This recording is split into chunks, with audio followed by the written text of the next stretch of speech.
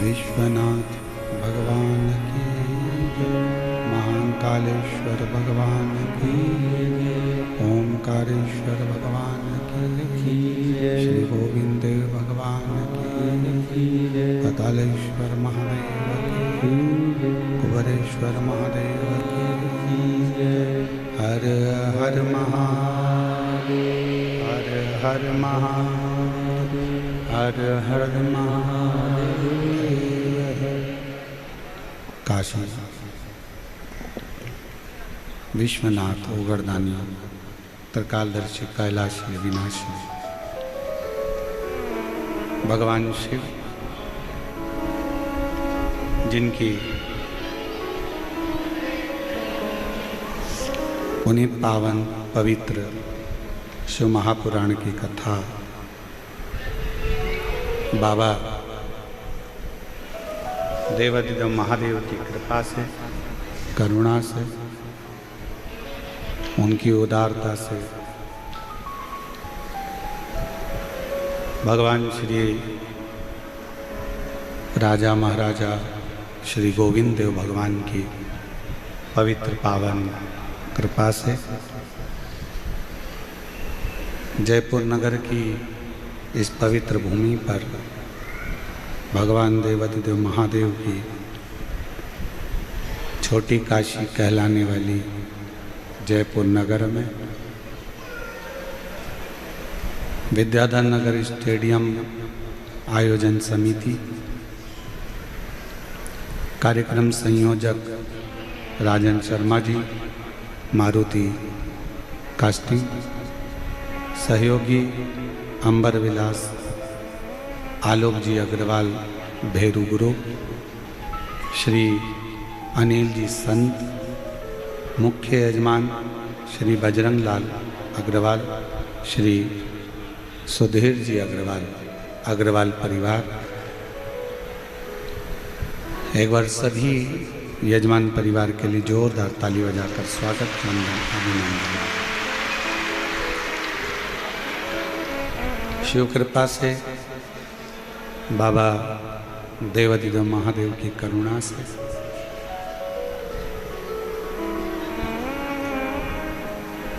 जयपुर राजस्थान की इस पवित्र धरा से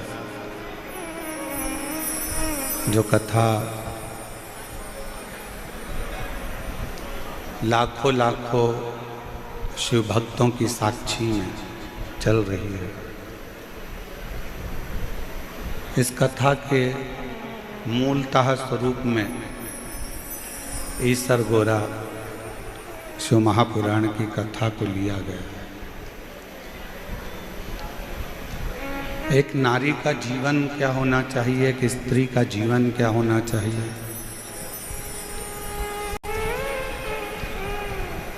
हमारे कर्तव्य क्या क्या हैं, हम किन किन कर्तव्यों का पालन करें, किन किन कर्तव्यों के प्रति हम जागरूक हों और किन किन कर्तव्यों के प्रति हमारी दृढ़ता। ये ईसर गोरा शिव महापुराण की कथा जयपुर राजस्थान से कह रही। लाखों की संख्या में आप लोग आए हैं। कल कोई बता रहा था कि 8 से 10 किलोमीटर के एरिया में शिव भक्त ही शिव भक्त चारों तरफ नजर आ रहे हैं। ये शिव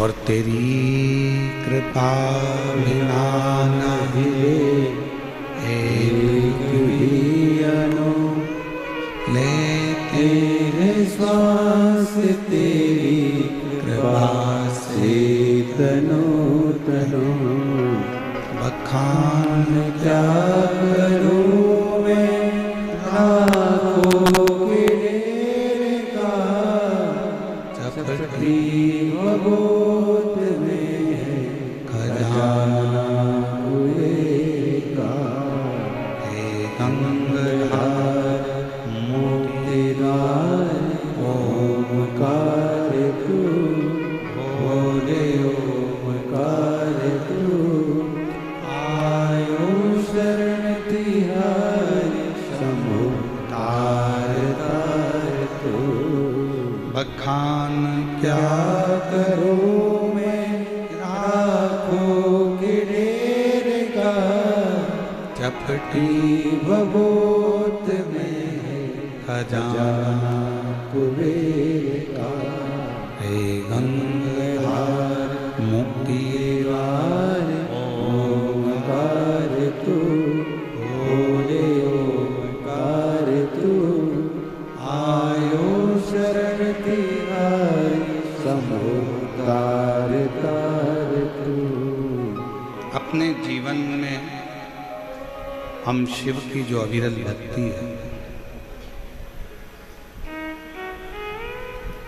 उसका मात्र एक अंश अगर उतार लो तो शायद हमारे जीवन की सारी दुविधा, सारा दुख और सारी तकलीफें एक क्षण में समाप्त हो जाए। एक क्षण यदि हम भगवान शंकर की विरल भक्ति को मात्र एक क्षण की भी भक्ति अगर हमारे जीवन में उतार लें तो हमारी दुविधाएं, हमारे दुख, हमारी तकलीफें समाप्त हो।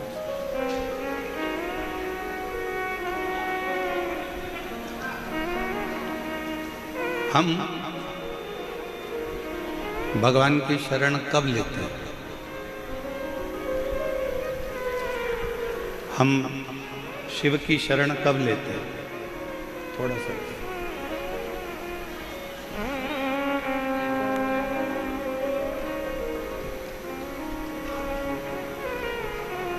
जब हमारे जीवन में बहुत सारा दुख, बहुत सारी तकलीफें, बहुत सारा कष्ट आ जाता है,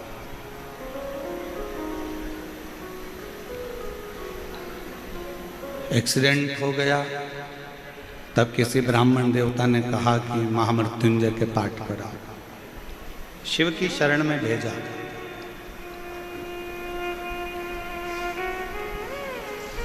कर्जा हो गया, किसी ब्राह्मण देवता ने कहा कि पीपल के नीचे जाकर दीप लगाओ, जाकर शंकर के मंदिर में दही चढ़ाओ या दूध चढ़ाओ।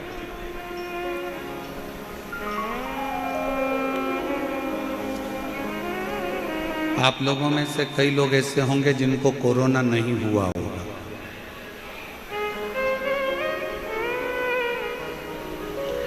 कितने लोग हैं जिनको कोरोना नहीं हुआ था? इसको नहीं हुआ था ना? हाँ, रखिए। अब एक बात बताओ, आपको कोरोना नहीं हुआ, उसके बाद भी वैक्सीन लगवाया कि नहीं लगवाया? लगवाया ना? क्यों लगवाया? कि मान लो वैक्सीन अगर लगवा लेंगे तो ये कोरोना का असर अपने ऊपर नहीं होगा।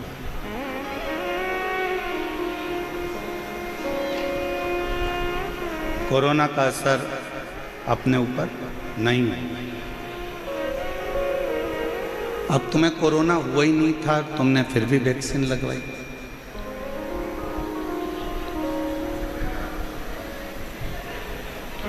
चेचक हुआ नहीं, फिर भी चेचक का टीका लगवाया। पैरालिसिस नहीं हुआ, फिर भी पोलियो की 2 बूंद दवा पी। क्यों? किस लिए? कि अगर हमने आज अगर वैक्सीन लगवा लिया तो हमको आगे चलकर कभी भी अगर कोरोना का लक्षण आता भी है तो हम बच सकते। पोलियो की 2 बूंद इसलिए पी कि कभी जिंदगी में अगर ये लक्षण आता भी है तो पोलियो की दवाई से वो ठीक हो जाए।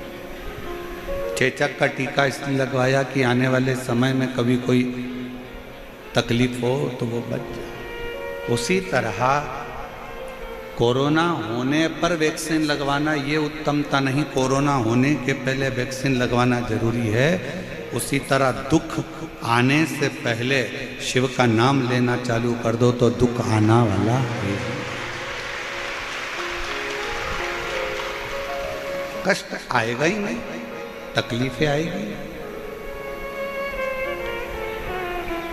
हमारी आदत क्या है? जब बहुत नज़दीक में कोई आता है, बहुत नज़दीक में बीमारी बढ़ जाती है, बहुत नज़दीक में तकलीफ आती है, तब हम लोग भागते हैं। और बचपन खेल में खोया, जवानी नींद भर सोया, बुढ़ापा देख कर रोया, सिराने मौत हंसती है। हमारा बचपन चले गया, जवानी चली गई, अधेड़ी चली गई, आया बुढ़ापा, तब हमको उस ईश्वर की याद आ गई।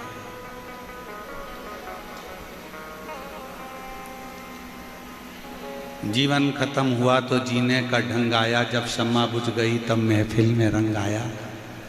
बुढ़ापा आया तब परमात्मा की याद आई, तो परमात्मा ने भी सोचा, रोटी ताजी थी जब दे देती गाय को तो गाय भी दुआ देती, रोटी जब पूरी कड़ली हो गई, पानी में गल गई, तब तूने गाय को दी, तो गाय ने भी सोचा गली सड़ी रोटी मुझको दी। बचपन अच्छा था, भगवान को देना था। जवानी अच्छी थी, परमात्मा को देना थी। हमने कभी भी इस व्यासपीठ ने ये नहीं कहा कि तुम तुम्हारा दुकान छोड़ो, तुम तुम्हारा घर छोड़ो, तुम तुम्हारा परिवार छोड़ो। ये व्यासपीठ कभी नहीं कहती, क्योंकि शंकर भगवान कभी अपना घर नहीं छोड़े। तो हम तुमको क्यों कहें कि घर छोड़ कर जाओ? शिव जी ने कभी अपनी पत्नी को नहीं छोड़ा, तो हम तुमको क्यों कहें कि पत्नी को छोड़कर गंगा जी में जाकर बैठ जाए। शिव जी ने अपने बच्चे नहीं छोड़े, तो हम क्यों आपसे कहेंगे कि अपना बुढ़ापे में अपने बच्चों को छोड़कर कहीं जाकर बैठ जाओ। क्यों कहेंगे। शिव जी का परिवार ये कहता है कि अपने नज़दीक में अपनी पत्नी को भी रखो, अपने नज़दीक में अपने बच्चों को भी रखो, अपने नज़दीक में अपने परिवार को भी रखो, और उन सब को रखकर भी अपनी साधना में तल्लीन रहो, अपनी भक्ति में तल्लीन रहो। इसमें भेद नहीं होना चाहिए।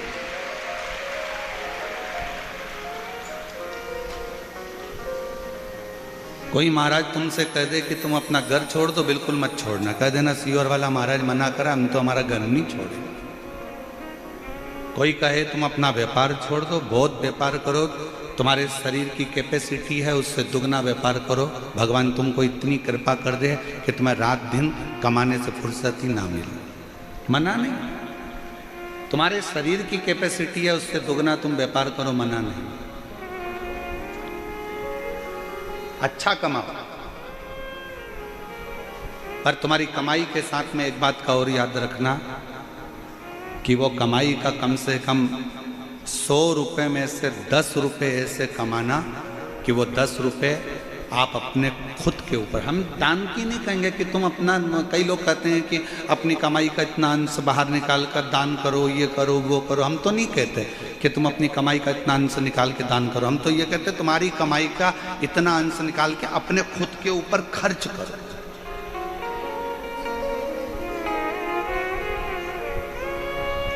सास ने अपनी रकम खुद के लिए नहीं बनवाई, सास ने जो भी हार बनवाया, जो भी पाटली बनवाई, ये सोच के बनवाई कि मेरी बहू के चढ़ावे में चढ़ा दूंगा। सास ने साड़ी ली तो ये सोच कर ली मैं मेरी बेटी को दे दूंगा। एक माँ ने अपना जो भी सामग्री ली वो अपनी बहू और बेटी के लिए सोच कर ली। एक पिता ने जो भी बनाया वो अपने बेटों के लिए, अपनी बहुओं के लिए, अपनी बेटी के लिए, अपने दामाद के लिए बनाया। आपने अपने लिए क्या करा? खूब कमाओ। दुनिया के महाराज आपसे कहेंगे कि अपनी कमाई का इतना अंश दान करो, परंतु हम आपसे कहते हैं कि अपनी कमाई का कम से कम एक अंश निकालो और वो अपने खुद के ऊपर खर्च करो, स्वयं।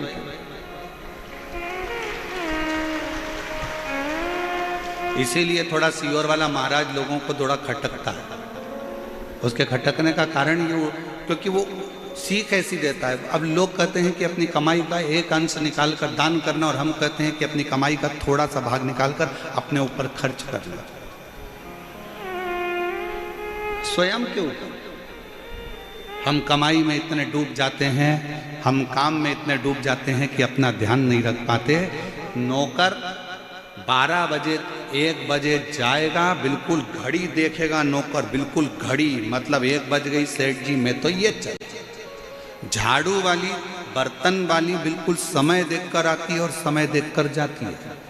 और दुनिया के तुम ऐसे नौकर हो गए कि तुमको दुकान पर टिफिन रखा है और खाने की फुर्सत नहीं है, कमाने में लगे हुए हो। एक भिखारी भी तुम्हारे दरवाजे से भीख मांगता है ना, तो तुम्हारे सामने दरवाजे पर खड़े होकर ठेले वाले से केले खरीद कर तुम्हारे सामने केला छीलकर भिखारी भी खाता है, क्योंकि उसको भी मालूम है कि मुझे कमाना है तो मुझे शरीर पर ध्यान देना पड़ेगा।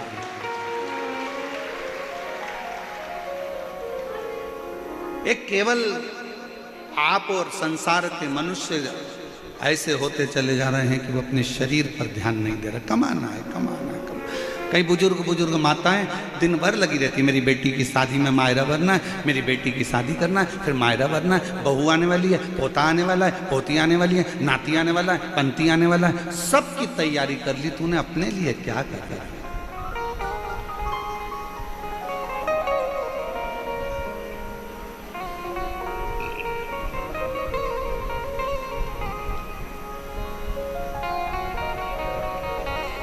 स्वयं के लिए क्या करें?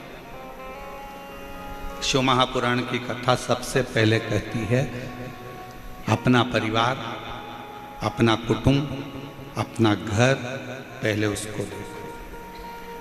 और फिर निवेदन करूंगा, अगर दान करना है ना आपको, तो तो उसके लिए भी शिव महापुराण ने कहा है। कहाँ करना दान?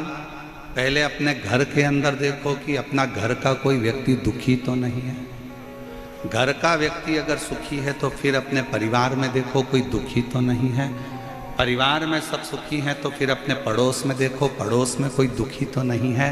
पड़ोसी अगर सुखी है तो फिर अपनी कॉलोनी में देखो कोई दुखी तो नहीं है।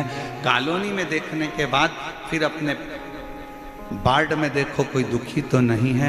फिर अपने प्रदेश में देखो, अपने ज़िले में देखो कोई दुखी तो नहीं। फिर भारत में देखो कोई दुखी तो नहीं है। सबसे पहले अगर अपना कोई दुखी है तो थोड़ा सा सहयोग, अपने कोई रिश्तेदार का बच्चा पढ़ना चाहता है, एजुकेशन लेना चाहता है, और भगवान ने अगर आपको थोड़ा सा धन दिया है और उसके पास अपने बच्चों को पढ़ाने का पैसा नहीं है, तो आप कहीं दान मत करो। सबसे पहले उस पहचान वाले के बच्चे को अच्छी एजुकेशन दिलाओ।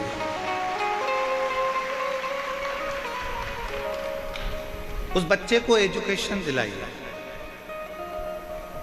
आप कहीं दान नहीं दे सकते। आपका कोई रिश्तेदार बहुत बीमार है, बहुत तकलीफ में है, उसके पास इंजेक्शन का, दवाई का, डॉक्टर को दिखाने का पैसा नहीं है। अपने को अगर भगवान ने दिया है तो थोड़ा सा उसकी औषधि में लगा, थोड़ा सा।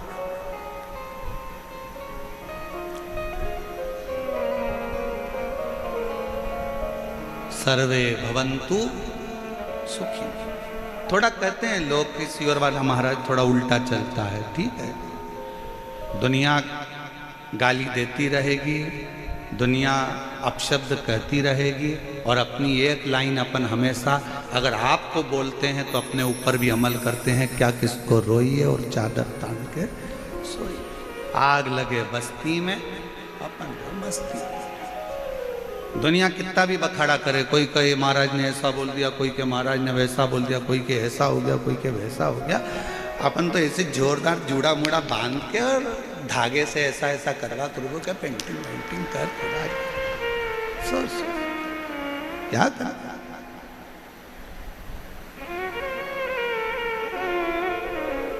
हम तो बाबा के भरोसे चलते हैं, हम तो बाबा के भरोसे चलते हैं। ये दुनिया वाले जलते हैं, ये दुनिया वाले जलते हैं। हम तो बाबा के भरोसे चलते हैं, हम तो बाबा के भरोसे चलते, उसके आश्रित होकर, समर्पित होकर। कुछ बनाया है ना तुमने, कुछ तैयार करा है तुमने, कुछ बनाया है तो अपनी प्रसन्नता के लिए, अपने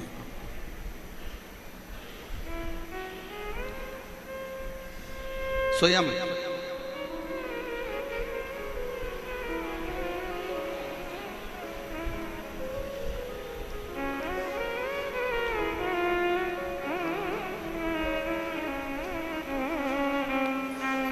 एक बार हम लोग महाराष्ट्र में कथा कर रहे थे, शहादा की बात है। शहादा में कथा चल रही थी और हम जब शहादा में कथा कर कर जजमान के यहाँ से किसी अन्य जगह पर कहीं जा रहे थे तो एक व्यक्ति ने कहा, और महाराज मजे में हो?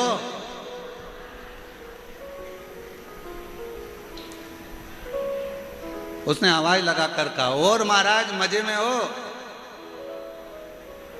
हमने कहा हाँ, हम आनंद में। हमने कहा हाँ, हम आनंद में। ये सादा की बात है। उसने आवाज लगा कर कहा, और महाराज मजे में हो? हमने कहा हाँ, हम आनंद में। उसने कहा, महाराज जी मजे में और आनंद में कोई अंतर होता है क्या? हमने कहा बहुत बड़ा अंतर होता है। जिसके पास पैसा होता है वो मजे में रहता है, और जिसके पास शिव रहता है वो आनंद में रहता है। मजे में रहने के लिए धन चाहिए, और आनंद में रहने के लिए शिव चाहिए।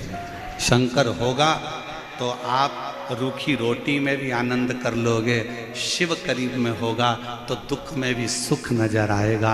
और अगर मजे में हो तो डंलप के गद्दे पर सोकर भी नींद चली जाएगी। मजे में हो तो रात को सोने के लिए नींद की गोली खाना पड़ेगी। मजे में हो तो रोज दवाई लेकर सोना पड़ेगा। पर आनंद में होगे तो दवाई का चक्कर नहीं, दुआ का चक्कर रहेगा, वो शिव का चक्कर।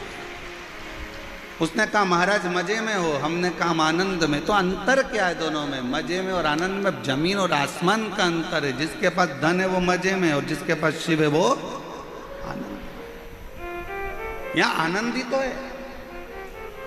जरा बाहर जाकर एक नजारा देखिएगा, रोडों के किनारे पर, रोड पर लोग खड़े हुए हैं, धूप में लोग जमीन पर बैठे हैं। जो धूप में डामर पिघल जाता है उस धूप में लोग बैठे हैं अपना दरी बिछाकर।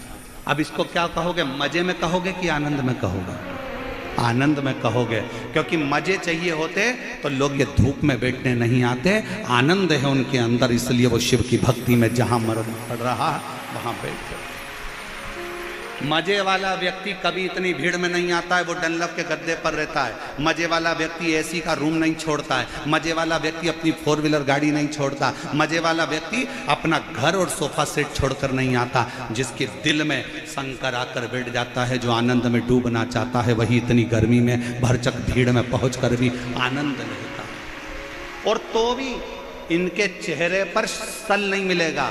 ये पेड़ के नीचे भी बैठे हैं तो इनके चेहरे पर सल नहीं है। इनको सियोर वाला महाराज तो अभी तक दिखा भी नहीं है। इनको सियोर वाला महाराज तो अभी तक दिखा भी नहीं है, ये अभी तक मिले भी नहीं है। और जहां बैठे हैं तो भी इनके चेहरे पर वही प्रसन्नता मिलेगी जैसे एक प्यासे को कुएं का पानी मिल जाता है तो वो तृप्त हो जाता है, और एक प्यासे शंकर के भक्त को शिव पुराण मिल जाती है तो वो तृप्त हो जाता है। शिव को पाना है, आडंबर से दूर हो जाना। शिव को पाना। ब्रह्मा जी ने शिव जी पर शंका कर कर गलती कर दी थी, और केवल ब्रह्मा जी की शंका नहीं थी, शंका बहुत सारों की होती है जो शिव पर करा करते हैं, जो समझते ही नहीं है शंकर को।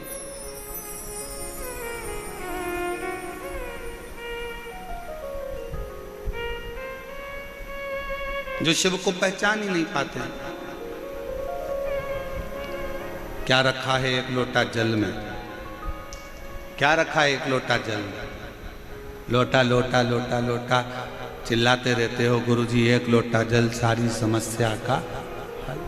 अरे भाई, ये इतने पत्र जो भरे पड़े हैं हम तो पढ़ भी नहीं पाते हैं भाई। 4-5 पत्र कुल टोटल पढ़ने में आते हैं, और बाकी के पत्र सब यहीं की यहीं धरे रह जाते हैं। क्या रखा है शिव कथा?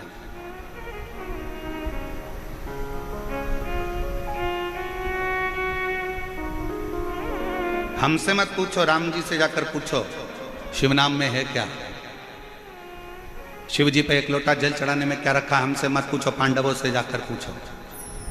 शिव जी को एक लोटा जल चढ़ाने में क्या रखा है? भगवान कृष्ण से जाकर पूछो, जिनकी 16,108 रानियां थी। क्या है एक लोटा जल में? 16,108 रानियां होने पर भी भगवान कृष्ण के घर में संतान नहीं हुई। गर्गाचार्य बाबा जी को बुलाकर पूछा कि औलाद कैसे होगी? कहा एक एक रानी के साथ 11-11 दिन तक शंकर का अभिषेक करो। एक एक रानी के साथ में भगवान कृष्ण ने 11-11 दिन तक शिव जी का अभिषेक करा। शंकर भगवान ने प्रकट होकर वर दे दिया कि तुम्हारी एक एक रानी से 11-11 संतान होगी। 10 छोरा, 1 छोरी, 11-11 संतान। 16,108 रानियों से हुई। 1,77,186 बच्चे भगवान कृष्ण के जन्म लिए शिव की कृपा से। हमसे मत पूछो कि शिव कथा में क्या रखा है, शंकर को एक लोटे जल में क्या रखा। राम जी से पूछो, जो तैयारी कर कर गए थे लंका पर विजय प्राप्त करने के लिए, पर लंका के दरवाजे पर पहुंचने से पहले समुद्र के किनारे पर समझ गए इस लंका में जाना कठिन है, क्योंकि ये शंकर की लंका है, ये शिव की दी हुई लंका है। ये लंका अधिपति रावण जो शंकर की आराधना में डूबा रहता है, जो उस रावण की लंका है, इसके अंदर जाना सरल बात नहीं है। किसी कि घर में और किसी के दिल में घुसना कठिन बात होता है। घर में भी घुसना कठिन है और दिल में भी घुसना कठिन है, और लंका तो शिव का है, इसमें जाना कठिन है। फिर आखिरी में भगवान राम जी ने रामेश्वर धाम की स्थापना करी, पूजन करी, अर्चना करी, आराधना करी, विनती करी, तब जाकर वहां से विनय प्राप्त कर कर, वर प्राप्त कर कर लंका पर चढ़ाई करी, फिर लंका की ओर सेतु बांध कर। कोई पूछे शिव के एक लोटे जल में क्या है, कोई पूछे भगवान शंकर के नाम में क्या है, शंका मत करो। शिव की भक्ति में कभी शंका मत करो, कभी नहीं। क्यों महाराज जी, हम शंकर जी पे, कई माताएं शंका करती है, हम पूजन में ऐसा काम करिया है, भूल गए, भगवान हमसे रुष्ट हो गए, भगवान हमसे नाराज हो गए, हमने पशुपति व्रत में ये गलती कर दी, भगवान हमसे नाराज हो गए, हमने ऐसा कर दिया, भगवान हमसे नाराज हो गए। शिव महापुराण की कथा कहती है, एक बात याद रखना, जिंदगी में अपने अंदर उतार कर रखना, मेरा शंकर, तुम उल्टी पूजन करो, सुल्टी पूजन करो, तुम्हारा मन पड़े तो मंत्र जपो, नी पड़े कुछ मत जपो, तुम जो जपोगे, जैसी पूजन करोगे, मेरा शंकर वैसा स्वीकार कर लेता है। अभिमन्यु का चरित्र शिव महापुराण की कथा में आता है कि एक बालक अभिमन्यु, जिसको कुछ नहीं मालूम था, एक दिन क्या करा उसने, कितना सरल भाषा है, छोटा सा बच्चा अभिमन्यु, मात्र 5 वर्ष का अभिमन्यु, और दौड़ते दौड़ते जाता है और जाकर एक छोटा सा पत्थर उठा कर लिया आता है। अभिमन्यु एक पत्थर उठा लाया,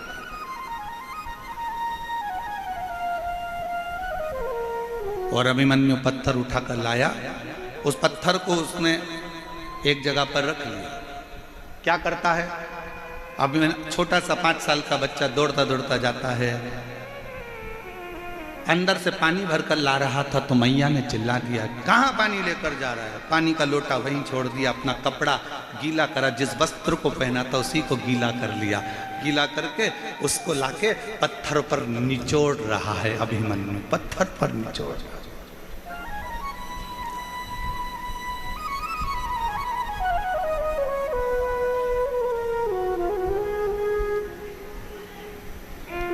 भगवान काय का भूखा है, तुम्हारे वैभव का नहीं, भगवान भाव का भूखा। बोलो मेरी जीजियों और मेरे जीजाओं, आपके घर में छोटे छोटे बच्चे हैं, जम के तो बोलो जरा। और अगर बच्चे बड़े हो गए हों तो उनके छोटेपन का स्मरण करिएगा। आपकी बेटी, आपका छोटा सा बेटा, आपकी छोटी सी बेटी, उसके पास में इतना सा प्लास्टिक का गैस का चूल्हा, इतनी सी उसके पास में भगोनी तवेली, इतना सा उसके पास में चम्मच, इतने इतने से उसके पास में प्लास्टिक के कप, इतना छोटा सा फ्रिज, इतनी छोटी सी कूलर, इतना छोटा सा कुकर। बोलो देखे कि नहीं देखे, जम के तो बोलो जरा सब देखे। बच्चे जब पूरा व्यवस्था जमा कर बैठते हैं, इतने में पापा आ जाते हैं और बेटी दौड़ कर आती है छोटा सा कप लेकर, छोटा सा प्लास्टिक का कप, उसके अंदर कुछ भी नहीं है, और आकर कहती पापा चाय। पापा को मालूम है इसमें चाय नहीं है, पर पापा उससे चाय का कप लेते हैं, गोदी में बिठाते हैं, पीते हैं। कैसी लगी? पापा कहते बहुत बढ़िया, बहुत बढ़िया। और लाऊं? छोटी सी बच्ची 2 चोटी बंदी लहंगा फिरी दौड़ कर गई, फिर लेकर आ गई। पापा केतली में, इतनी सी केतली, उसमें से कूड़ती है, लो।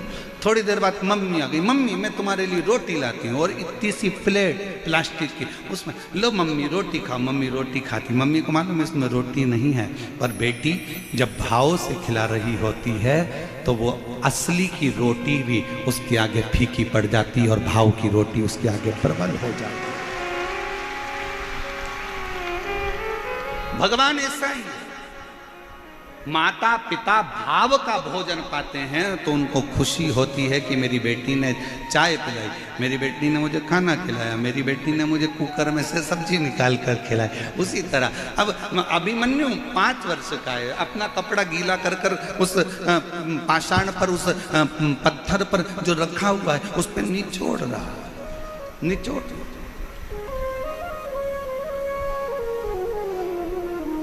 गया अभिमन्यु। चंदन नहीं है, 2 पत्थर लिए, एक पत्ती रखी पेड़ की, अब कौन से पेड़ की थी नहीं मालूम, पत्थर, उस पे पत्थर पे दोच दिया, दोच के उसको ऐसा संभल के गीला गीला पिसी हुई पत्ती पत्ती इकट्ठी करके उस पत्थर पर उसने पोत दिया, भगवान को चंदन लगा दिया।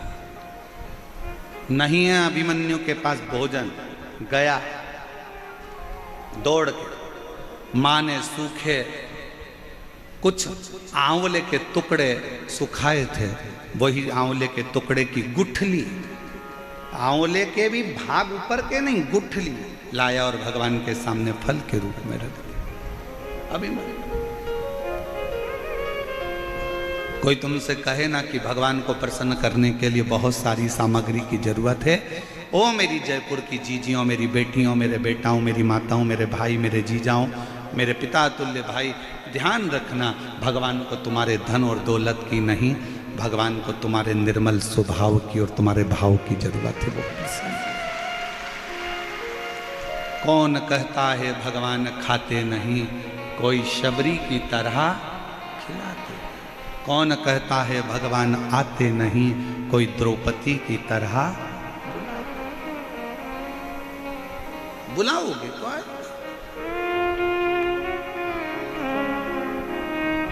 किसको नहीं दिया उसने ये बताओ। ए मेरी जीजियों, संसार का कोई मानव अगर तुम्हारे पास में आकर कह दे कि भगवान शंकर ने मुझको नहीं दिया या मुझको नहीं दिया या मुझको नहीं दिया, सब झूठ है। जो एक बार शिव महापुराण की कथा को दिल से सुनता है, एक बार कहीं मौका मिल जाए और पंडाल में बैठकर कथा का रस तत्व ग्रहण करता है, ये निश्चित है शंकर उसकी झोली 3 महीने में भरता जरूर है। क्यों नहीं देगा? क्यों नहीं?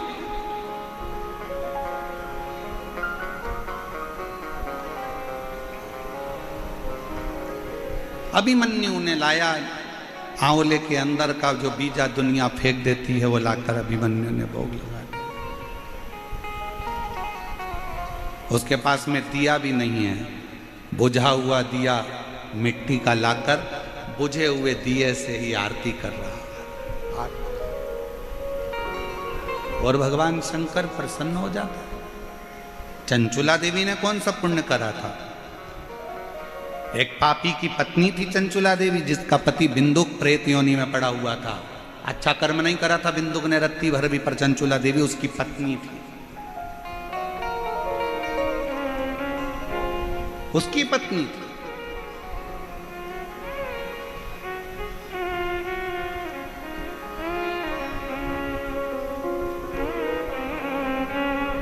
अब किसी ने एक बात पूछी थी, इस कथा में तो नहीं पूछी है, पर पूर्व की कथाओं में, जसपुर वाली कथा में किसी ने पूछा था कि चंचुला देवी अच्छी थी, उसका पति प्रेत योनि में पड़ा, बेकार था, वो ब्राह्मण होकर भी उसने बेकार कर्म करा था, पर उसका पति जो लाता था वो चंचुला देवी खाती होगी तो वो भी तो पापी कहलाएगी, पाप कर्म में तो लिप्त हो। सावधान इंडिया, सावधानी से सुने जरा। शिव महापुराण की कथा को बड़े विशेषता में श्रवण करना। अगर पत्नी का एक नाम होता है पत्नी और दूसरा नाम होता है धर्म पत्नी। पत्नी वो होती है जो पति को पतन के रास्ते पर ले जाती है, पत्नी वो होती है जो पति को सिनेमा घर ले जाती है, पत्नी वो होती है जो पति को मायके ले जाती है, पत्नी वो होती है जो पति को घूमने ले जाती है, और पत्नी वो होती है जो पति को घुमाने फिराने ले जाती है, और धर्म पत्नी वो होती है जो पति को सत्संग में लेकर जाती है, धर्म पत्नी वो होती है जो पति को भगवान के दरवाजे तक लेकर जाती है। पत्नी और धर्म पत्नी में जमीन और आसमान का अंतर है, बहुत लंबा अंतर।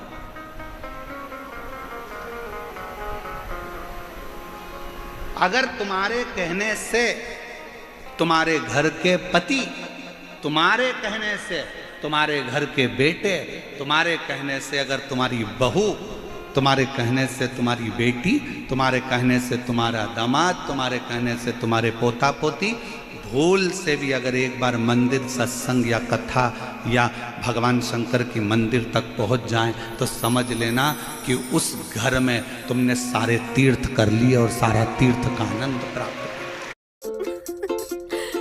मोटिवेट सब कुछ प्राप्त। मन चंगा तो कठोते में गंगा। अब मन ही चंगा नहीं है तो कठोते में गंगा। तुम हरिद्वार चले जाओ तो तुमको महाचैन नहीं मिलेगा। मन चंगा होता तो हाथ में तुमने जल लिया था, उसी में गंगा नजर आ जाती। और मन ही चंगा नहीं है तो गए थे हरिद्वार नहाने के लिए, और वहाँ पर भी नहाने के लिए गए और मालूम पड़े पहुँचने के बाद में वहाँ पर लोगों ने कपड़े छोड़ दिए, ये छोड़ दिया, वो छोड़ दिया, और तुम वहाँ पर भी चिड़ चिड़ चिड़ चिड़ चिड़ चिड़ कर रहे, कहाँ नहाएंगे, यहाँ कहाँ नहाएंगे, यहाँ आ गए, इतनी भीड़ पड़ रही है, ऐसा पड़ रहा है, वहाँ भी सुख नहीं है, तो फिर काहे का गंगा नहाने के लिए गए अपना जीवन का सुख प्राप्त करने का।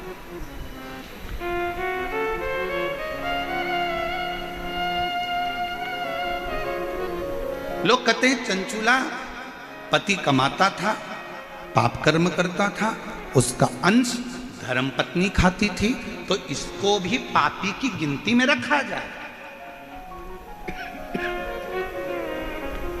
बोलो रे भाई, तुम्हारा क्या कहना है?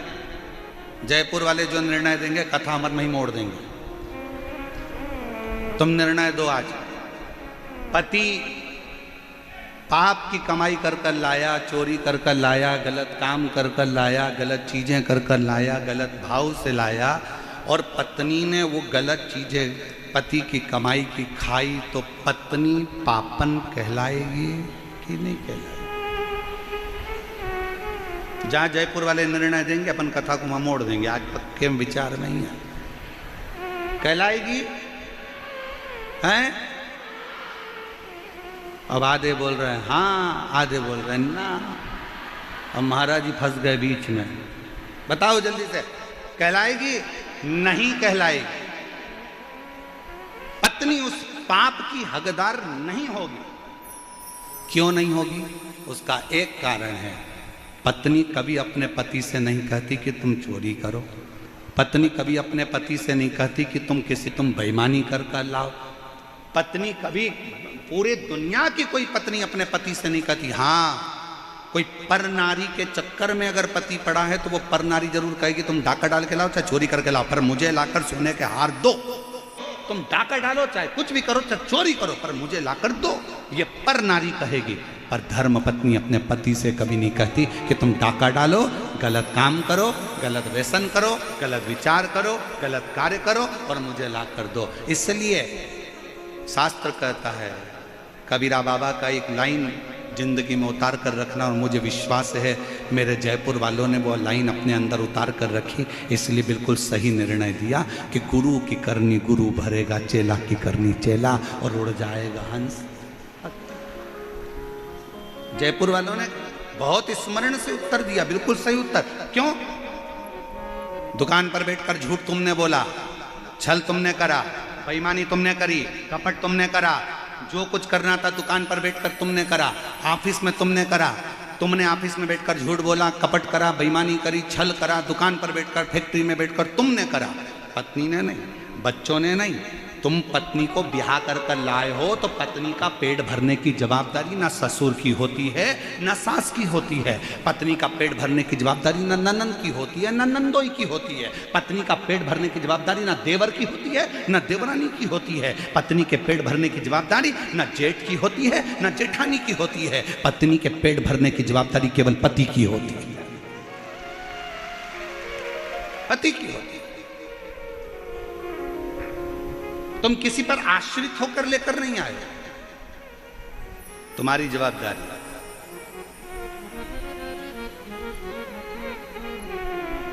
तुम्हारे बल पर में आई, किसी दूसरे के बल पर नहीं। तो पेट भरने की जवाबदारी किसकी है?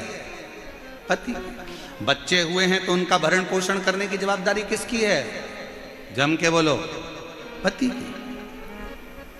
अच्छी शिक्षा देने की जवाबदारी पति की होती है, अच्छे कॉलेज में पढ़ाने की जवाबदारी पति की होती है, अच्छे स्कूल में पढ़ाने की जवाबदारी बच्चों को पति की होती है। फिर माँ की क्या जवाबदारी होती है? तो शिव पुराण कहती है माँ की जवाबदारी होती है अपने बच्चों को संस्कार देना, गलत कार्य से दूर हटाना और अच्छी राह देना।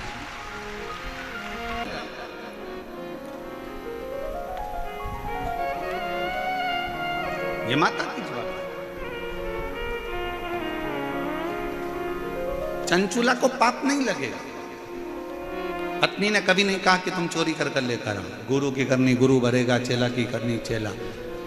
तुमने झूठ बोला, तुमने बेईमानी करी, तुमने प्रपंच करा, तो ऊपर भी कर्म का भोग तुम्हें ही भोगना। बल्कि धर्म पत्नी तो इतना अच्छा काम करती है, तेरी कमाई में से थोड़ा सा धन निकाल कर कहीं दान कर देती है, तो तेरी कमाई शुद्ध हो जाती है और खुद भी परम धाम जाती है और तुझे भी लेकर जाती है। वो धर्म पत्नी होती है, गलत नहीं कर रही। और मत बुरे कर्म कर बंदे वरना पछताएगा, भगवान की आंखों से तू बच नहीं पाएगा, तू बच नहीं पाएगा। अरे ओ अज्ञानी मत कर नादानी, अरे ओ अज्ञानी मत कर नादानी। तेरे कर्म का फल भी तू ही पाएगा, जैसा किया तूने तेरे आगे आएगा। मत बुरे कर्म कर बंदे वरना पछताएगा, भगवान की आंखों से तू बच नहीं पाएगा, तू बच नहीं पाएगा। अरे ओ अज्ञानी मत कर नादानी। अपने कर्म अपने को भोगना, अपना। तुम्हारे कमाई के हिस्सेदार बहुत सारे होंगे पर तुम्हारे कर्म के हिस्सेदार कोई नहीं।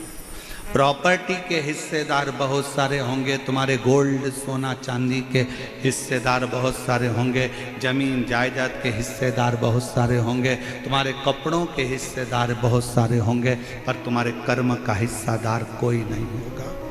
आपको अपना कर्म करना। कौन होगी चंचुला जैसी? पति इतना पाप कर्म कर दिया तो भी अपने पति को प्रेत की योनि से छुड़ाने के लिए, प्रेत की योनि से छुड़ाने के लिए चंचुला देवी शिव महापुराण की कथा तुमरुका जी से सुन। कौन?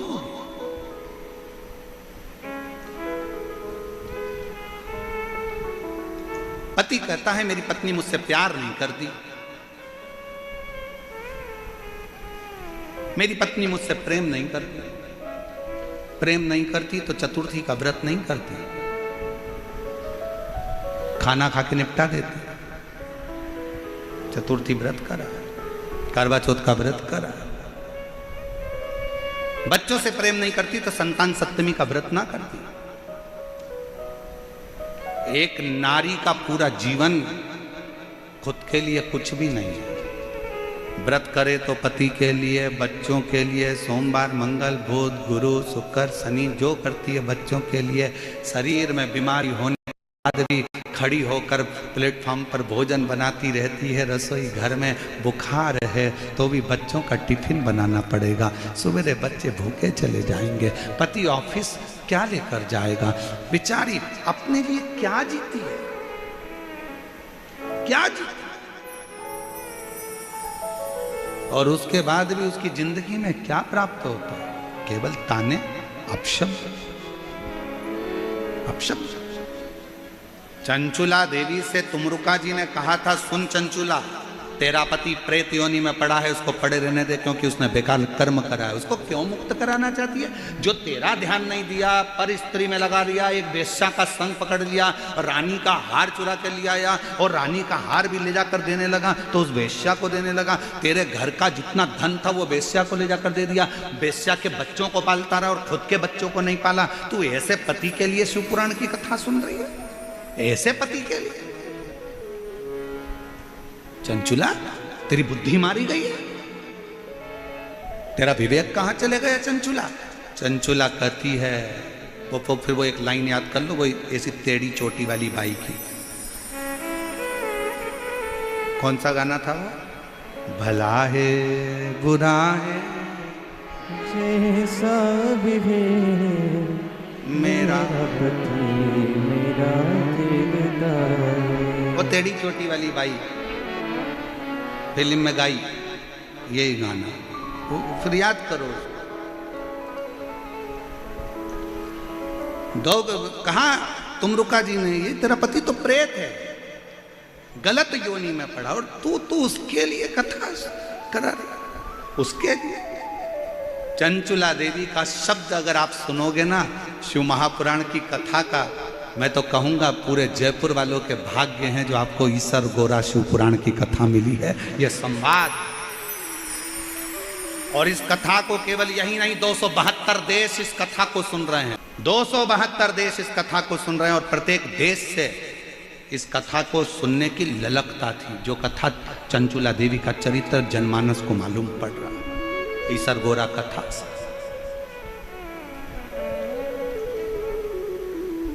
चंचुला, तेरे पति के लिए जो प्रेत योनि में पड़ गया, गलत काम कर गया, गलत कृत्य कर गया, तेरे बच्चों पर ध्यान नहीं दिया, वेश्या के बच्चों पर ध्यान दिया, तुझे कभी धन ना दिया, वेश्या का घर पूर दिया, तेरे सौंदर्य के लिए कुछ ना लाया, वेश्या के सौंदर्य के लिए सब कुछ दिया, तेरा मकान तक नहीं बना पाया तो टूटे झोपड़े में रहती रही, किराए के मकान में रहती रही, और तेरी वो वेश्या का वेश्यालय बना दिया, और तू उसके लिए शिव पुराण की कथा सुन रही, उसके लिए। चंचुला कहती है,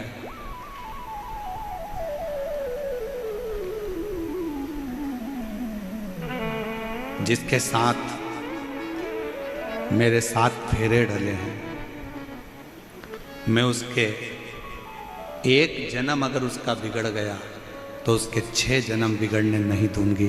तब तो मैं नारी हूं, तब तो मैं स्त्री। 7 जन्म के लिए 7 फेरे डले हैं विवाह के। मान लो उसने एक जन्म अपना बेकार कर लिया, वेश्या के चक्कर में लग गया, पाप में लग गया, और उसके 6 जन्म तो नहीं बिगड़ने दूंगी, 6 जन्म तो नहीं बिगड़ने दूंगी। ए गुरुजी, मेरा पति बहुत दारू पीता, मैं तो इससे तलाक ले लूंगी, मुझे नहीं रहना इसके साथ। क्यों नहीं रहना? क्यों नहीं रहना? रहो, तुम्हारे अंदर के तेज पुंज को प्रकट करो और भगवान शंकर की ऐसी भक्ति धारण करो कि धीरे धीरे तुम्हारा पति वो दारू के नशे से दूर हो जाए। तो हर चीज का जवाब तलाक नहीं होता कि 2 मिनट में तलाक ले लिया और कहने वालों ने बस तलाक तलाक बोल दो तो तलाक हो। ना ना ना ना, रहो उसके साथ, और मालूम पड़े तलाक ले भी लिया और दूसरी जगह फिर हम ब्याह की तैयारी करने लगे, और अभी तो मालूम पड़े था कि बेरू मिला था और आने वाले समय में और सिंदूर चढ़ा बेरू मिल गया, तो क्या करोगे? इसलिए जैसा मिला है फिर वही वाली बात आ गई। चलो गाओ। बुरा है, बुरा है। आवाज ही नहीं आ रही तुम लोगों की, जरा बोलो तो। भला है जय मेरा पति मेरा दिलदार। बहुत जोरदार गाते हो आप लोग। एक बात तो है, नजर उतार लेना घर जाके, बहुत जोरदार। अच्छा है, स्मरण होना चाहिए आप लोगों को, ये चित्तवृत्ति में होना चाहिए। उसका एक जन्म बिगड़ गया पर 6 जन्म उसके नहीं बिगड़ने दूंगी, तो धर्म पत्नी है। और अगर सोचे कि मेरी जिंदगी बेकार हो गई, मेरा जीवन बेकार हो गया, तो 6 जन्म कैसे निकालोगे? कैसे? यहाँ तो जन्म की बात है साहब, जन्म।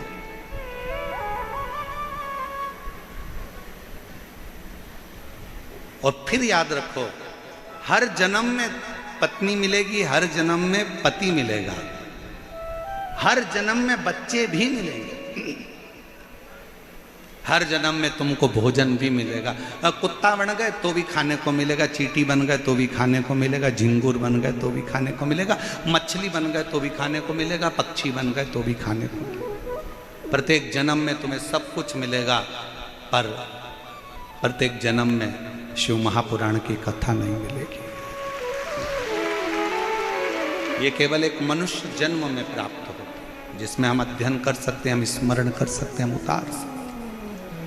चंचुला के प्रश्न भारी थे, भारी। शिव कथा कर रही है, भगवान शंकर का संवाद कर रहा है। शिव महापुराण की कथा कहती है कि आनंद में रहने के लिए तुम्हें धन की नहीं, विश्वास की जरूरत पड़ती है, भरोसे की जरूरत। जब आप लोग 21 मई से 27 मई तक निरंकारी मैदान दिल्ली में जो शिव महापुराण की कथा होगी, उसको जब आप श्रवण करोगे तो दिल्ली से जब आप उस कथा को निरंकारी मैदान दिल्ली से जब सुनोगे 21 मई से 27 मई तक, तो उस कथा का स्मरण में आप देखेंगे कि पांडवों का जितना भरोसा कृष्ण पर था, पांडवों का उससे अधिक भरोसा शिव पर था, भगवान शंकर पर। और भरोसा ही तो होना चाहिए। एक पत्र है, अच्छा है।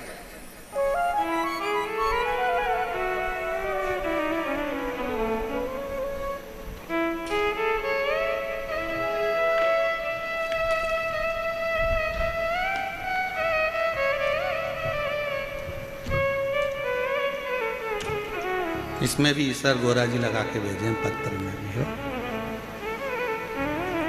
आनंद कंवर पता है सो डाला। DIY papaya facial versus a face. Jaipur. मेरा मोबाइल नंबर ये है।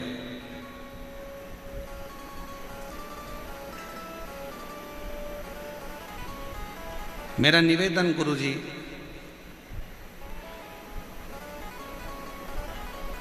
मैं आनंद कंवर, गले में गठान हो गई थी, जिस गठान को डॉक्टर ने गलत कहना चालू करा था। हम लोग बहुत परेशान हो गए। तब हमारे पड़ोस में रहने वाली आंटी जी मंजू कंवर, जिन्होंने अचानक से घर आकर यह उपाय बताया कि मंजू कंवर जी, महाकाल में सीहोर में एक बार जाओ, वहाँ रुद्राक्ष लेकर आओ, बाबा से कंकर शंकर पूजन कर कर आओ, डॉक्टर ऑपरेशन का बोल रहा है, एक बार शिव पर भरोसा कर कर दे। हम लोग गए, कंकर शंकर पूजन कर कर वहाँ का रुद्राक्ष लाए, शिव जी के मंदिर जाना चालू करा, लोटा भरकर जल चढ़ाना प्रारंभ करा। गुरुजी, आज मैं बाबा को धन्यवाद देने आई हूँ। डॉक्टर ने तो गले में जो गठान हुई थी उसका ऑपरेशन का बोला था, पर मेरे बाबा ने, पत्र को आप लोग LED पर पढ़ सकते हैं, मेरे बाबा ने 15 दिन के भीतर गांठ व दर्द को समाप्त कर दिया, और गठान भी पूरी मेरी 15 दिन के अंदर समाप्त। 15 दिन के गठान। कहीं बैठे हों तो एक बेलपत्र लेने के लिए आ सकते। शिव भक्ति किसको कहते हैं? भगवान शंकर का एक पत्र अच्छा है।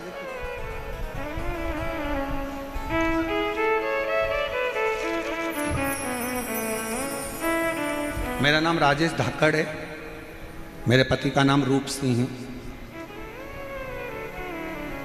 मेरे बेटे का नाम सचिन कुमार धाकड़। मैं जयपुर आगरा रोड की निवासी हूँ। मेरा मोबाइल नंबर ये है, कहीं बैठे हों तो आ सकते हैं।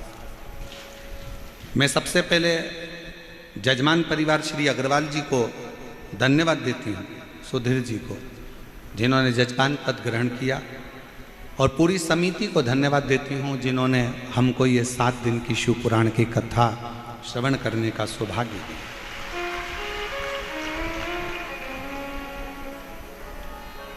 जयपुर के अंदर कुबेर भंडारी की कृपा से ये कथा का लाभ मिल रहा है। गुरुदेव, मेरा बेटा सचिन 6 साल से नीट की तैयारी कर रहा था, पर 6 साल से नीट की तैयारी करता पर उसका सिलेक्शन नहीं हो पा रहा, जिसकी वजह से मेरा बेटा पूर्ण तरह से, मेरा मोबाइल नंबर ये है,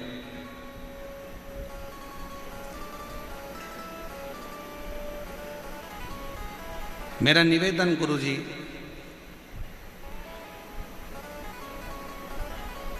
मैं आनंद कंवर,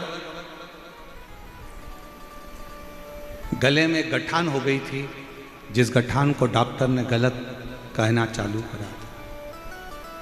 हम लोग बहुत परेशान हो गए। तब हमारे पड़ोस में रहने वाली आंटी जी मंजू कंवर, जिन्होंने अचानक से घर आकर यह उपाय बताया कि मंजू कंवर जी, महाकाल में सीहोर में एक बार जाओ, वहाँ रुद्राक्ष लेकर आओ, बाबा से कंकर शंकर पूजन कर कर आओ, डॉक्टर ऑपरेशन का बोल रहा है, एक बार शिव पर भरोसा कर कर दो। हम लोग गए, कंकर शंकर पूजन कर कर वहाँ का रुद्राक्ष लाए, शिव जी के मंदिर जाना चालू करा, लोटा भरकर जल चढ़ाना प्रारंभ करा। गुरुजी, आज मैं बाबा को धन्यवाद देने आई हूँ। डॉक्टर ने तो गले में जो गठान हुई थी उसका ऑपरेशन का बोला था, पर मेरे बाबा ने, पत्र को आप लोग एलईडी पर पढ़ सकते हैं, मेरे बाबा ने 15 दिन के भीतर गांठ व दर्द को समाप्त कर दिया और गठान भी पूरी मेरी 15 दिन के अंदर समाप्त। 15 दिन के गठान। कहीं बैठे हों तो एक बेलपत्र लेने के लिए आ सकते हैं। शिव भक्ति किसको कहते हैं? भगवान शंकर का एक पत्र है, अच्छा है।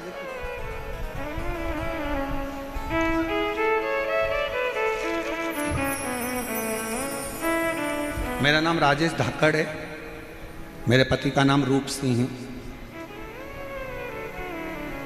मेरे बेटे का नाम सचिन कुमार धाकड़। मैं जयपुर आगरा रोड की निवासी हूँ। मेरा मोबाइल नंबर ये है, कहीं बैठी हों तो आ सकते हैं। मैं सबसे पहले जजमान परिवार श्री अग्रवाल जी को धन्यवाद देती हूँ, सुधीर जी को, जिन्होंने जजमान पद ग्रहण किया, और पूरी समिति को धन्यवाद देती हूँ जिन्होंने हमको ये 7 दिन की शिव पुराण की कथा श्रवण करने का सौभाग्य दिया।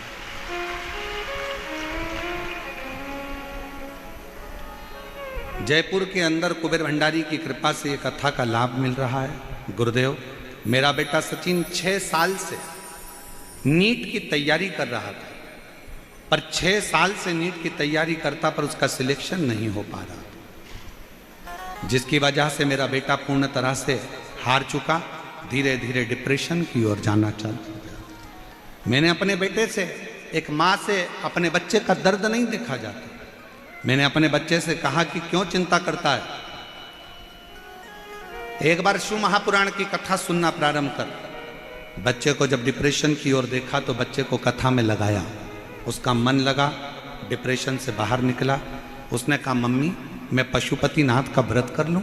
मैंने कहा बिल्कुल कर। पर वो सीहोर वाला महाराज कहता है कि जो पशुपति व्रत करता है प्रसाद भी उसी को बनाना पड़ता है, तुझे तैयार करना पड़ेगा। मैं करूँगा। बच्चे ने पशुपति व्रत करे, प्रसाद बनाकर जाना।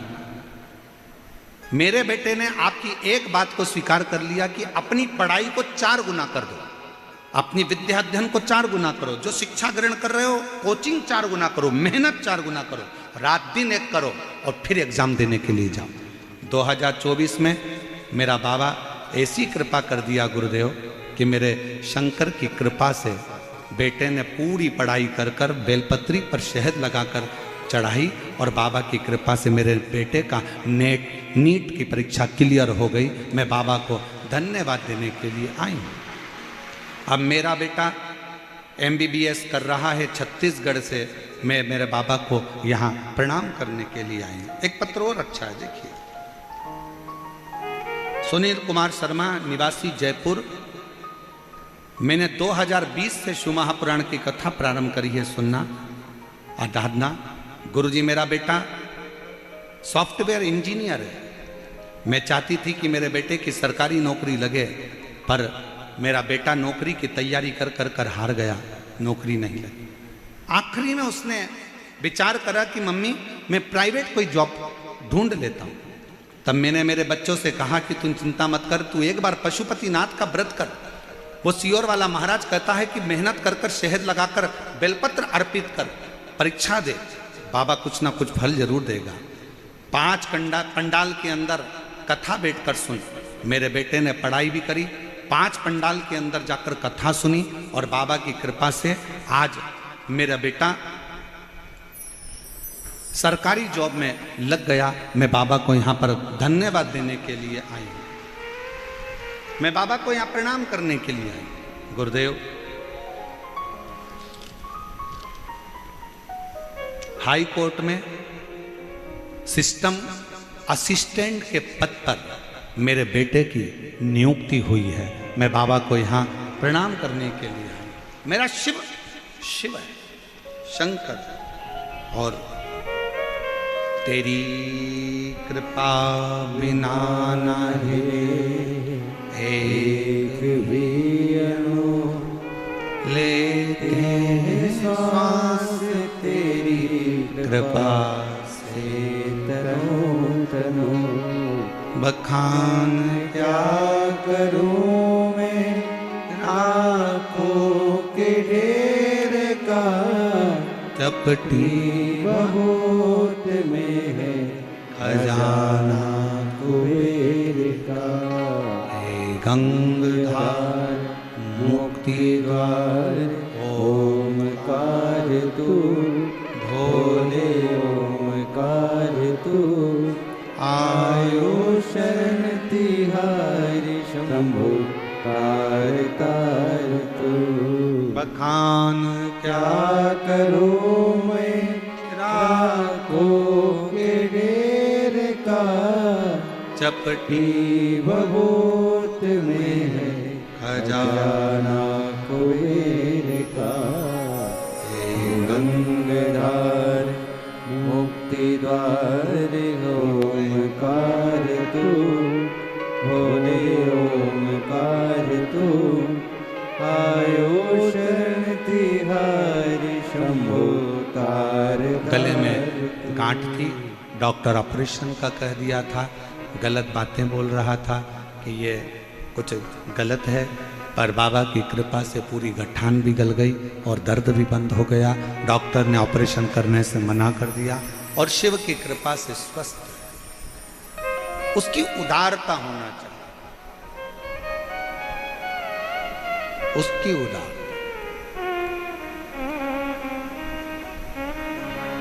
आप अगर भरोसा पक्का रख सकते हो, एक बात बताएं, ध्यान रखिएगा, पैसा रखने के लिए बहुत सारे बैंक हैं, सोना रखने के लिए बहुत सारे लॉकर हैं, पर शिव को अपने अंदर रखने के लिए बहुत सारे दिल नहीं है। अच्छे दिल की चाह मेरे बाबा को भी होती है, अच्छे मन की चाह शिव को होती है। आप श्रेष्ठ मन से, श्रेष्ठ चित्त से, श्रेष्ठ वृत्ति से जब शिव को पुकारते हो, शंकर सुनता है। कल एक बहन जी कह रही थी, गुरुजी आप कहते हो कि पंडाल बैठ कथा सुनो, कथा सुनो, कथा सुनो, पंडाल में तो जगह रहती नहीं है। हमने कहा बाहर भी तो बैठ जाते हो, बाहर ना सुनो तो टीवी पर सुनो, आस्था चैनल पर आती है उसमें सुनो, मोबाइल पर आती है उस पर सुनो, दिल तो लगा। कई लोग ऐसे बैठे हैं जिनको केदारनाथ जाना है, बोलो सही है कि गलत है? बहुत सारे ऐसे बैठे हैं, मेरे को अमरनाथ जाना है, मेरे को केदारनाथ जाना है, मेरे को अमरनाथ जाना है, मेरे को केदारनाथ जाना है। अरे बड़े हॉस्पिटल में जाने से पहले प्राथमिक उपचार केंद्र तो जाओ। बड़े हॉस्पिटल में जांच बाद में करवाना, पहले अपने गांव का जो हॉस्पिटल है, अपने शहर का जो हॉस्पिटल है, अपना जो परिचित डॉक्टर है, पहले उसके पास तो जाओ। अर्थात बड़े ज्योतिर्लिंग में जाने से पहले अपने घर के पास में जो शंकर का मंदिर हो वहां जाना तो चालू करो। धीरे धीरे केदारनाथ और अमरनाथ भी बुला लेगा, बुलाएगा। अब तुम जाओ तो हो नहीं, और मन में तैयारी करके हम 4 दोस्त, मम्मी, ओ मम्मी, ओ मम्मी 2000 दे। मम्मी बोले काय को दूं? हम 4 दोस्त मिलके अमरनाथ जा रहे हैं। मम्मी माथा ठोकी, बाजू में शंकर जी कभी एक लोटा जल चढ़ा लेने गए और 4 दोस्त मिलके अमरनाथ जा रहे हैं। क्या करेगा मैं अमरनाथ जाके? दर्शन करूंगा। मम्मी ने बोला